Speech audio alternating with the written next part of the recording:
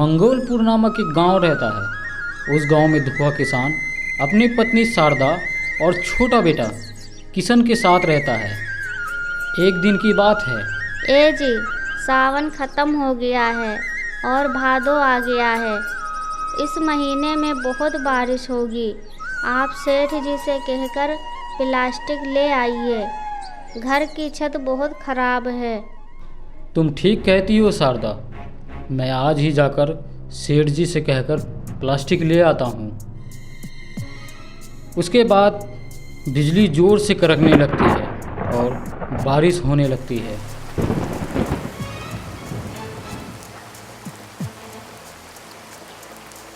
दुखवा किसान के घर पानी टपकने लगता है।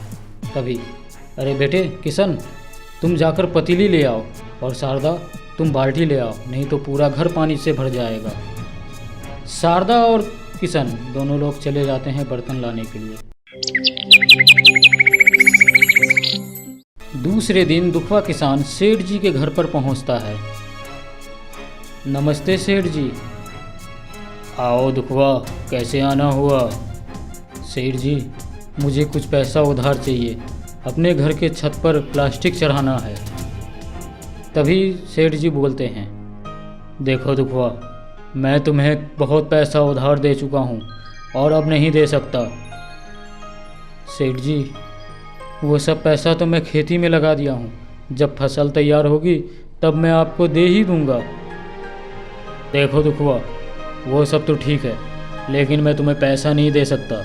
पता नहीं इस गांव में कब बाढ़ आ जाए। भैया, अगर बाढ़ आ गया तो मेरा पैसा डूब जाएगा।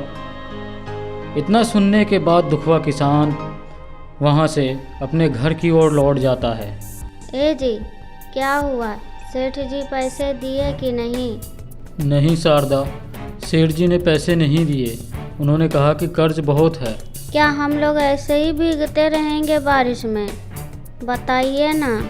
नहीं शारदा, वो ऊपर वाला बहुत बड़ा है, वो ज़रूर हमारी मदद करेगा। तुम एक काम करो, जब तक तुम खाना बनाओ मैं खेत हो आता हूँ। इतना बोलने के बाद दुखवा किसान खेत की ओर निकल जाता है। खेत पर पहुँचने के बाद अरे बाप रे बाप, ये आंधी और तूफान कहीं फसल बर्बाद ना कर दे, अब क्या होगा। दुखवा किसान को जिसका डर था वही हुआ। आंधी और तूफान ने पूरा फसल को नष्ट कर दिया। दुखवा किसान ये सब देखकर पूरी तरह टूट गया और बारिश में भीगता हुआ वापस घर लौट आया। क्या हुआ जी? आप बारिश में भीग कर क्यों आ गए हैं? ये उदासी कैसी? शारदा, सब कुछ खत्म हो गया है, हम लुट गए, हम बर्बाद हो गए शारदा। क्या हुआ जी? आप रो क्यों रहे हैं? साफ साफ कहिए ना। शारदा, ये आंधी और तूफान हमारे खेत को बर्बाद कर दिया, सारा फसल खराब हो गया है। क्या कह रहे हैं? ऐसा नहीं हो सकता।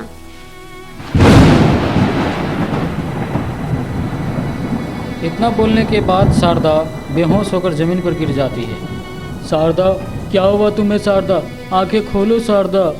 माँ, तुम्हें क्या हुआ माँ? आंखें खोलो माँ। किशन बेटे, कहाँ जाऊँ, कौन सी वैद्य को बुला कर लाऊं इतनी बारिश में?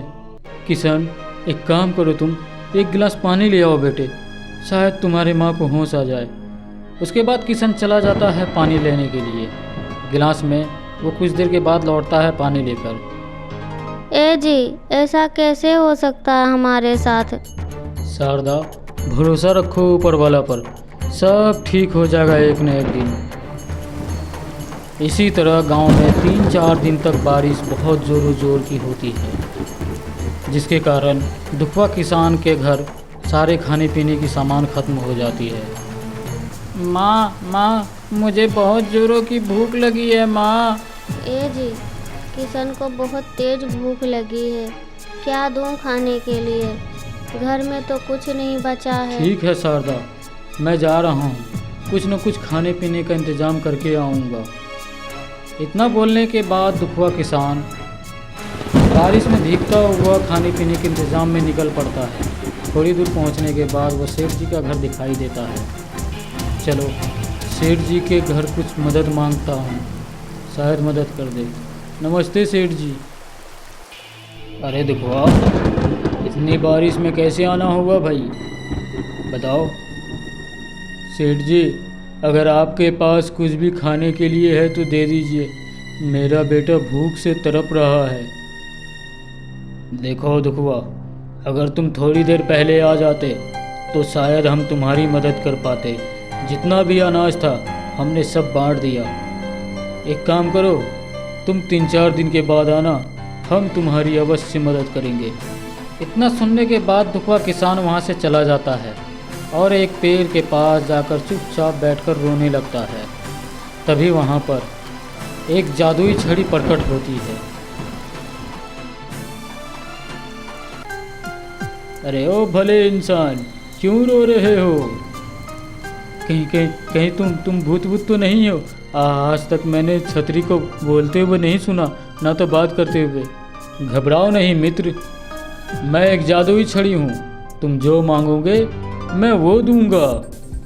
क्या सच में ऐसा हो सकता है? हाँ मित्र, ऐसा हो सकता है, लेकिन तुम्हें साफ मन से मांगना होगा। तो ठीक है, पहले मुझे बारिश से बचाओ। तो ठीक है मित्र, तुम्हारी यही इच्छा है तो मैं पहले तुम्हें बारिश से बचाता हूँ। उसके बाद छाता अपने आप खुल जाता है और दुखवा किसान वह छतरी को पकड़कर सीधे अपने घर की ओर निकल जाता है। घर पहुँचने के बाद, ये क्या जी, आप तो खाना लाने गए थे, ये छतरी ले आए। किशन भूख से परेशान हो रहा है। हे शारदा, मैंने कहा था ना, ऊपर वाला सब ठीक करेगा। आज सब कुछ ठीक हो गया है। ये ऐसा वैसा छतरी नहीं है, ये जादुई छतरी है। इससे जो मांगोगे वो देगा। अच्छा तो ठीक है, पहले खाना मांगिए। जादुई छतरी, हम सबके लिए खाना दो। उसके बाद जादुई छतरी सभी के लिए खाना देता है। दुखवा किसान और उनकी पत्नी, उनका बेटा, सभी लोग बड़े चाव से वो खाना खाते हैं। जादुई छतरी, तुम्हारा बहुत बहुत धन्यवाद। मेरे घर की छत में छेद है, ज़रा इसको ठीक कर दो। जादुई छतरी अपने जादू से घर के अंदर और घर के बाहर तक भी एकदम चकाचक कर देता है, घर को अति सुंदर बना देता है। वाह वाह वाह वाह वाह वाह, देखो तो शारदा, कितनी खूबसूरत घर लग रही है हमारी। तुम्हारा धन्यवाद जादुई छतरी। मित्र, अब मैं जा रहा हूँ। अगर तुम्हारे पास रहा तो तुम आलसी और कमज़ोर हो जाओगे, तुम मेहनत करना भूल जाओगे। इसलिए मुझे जाना होगा। जब भी हमारी ज़रूरत हो तो ये डंडे में फूंकना, मैं आ जाऊँगा। और याद रहे, मेहनत करने से ही सफलता मिलेगी और धैर्य रखने से फल मिलेगा। मैंने तुम्हारे घर 1 महीने का राशन स्टॉक कर दिया है। उसके बाद जादुई छतरी वहाँ से गायब हो जाता है। दुखवा किसान अपने बीवी और बच्चों के साथ बहुत खुश रहता है। जब भी ज़रूरत पड़ती तो जादुई छतरी को वो बुलाता।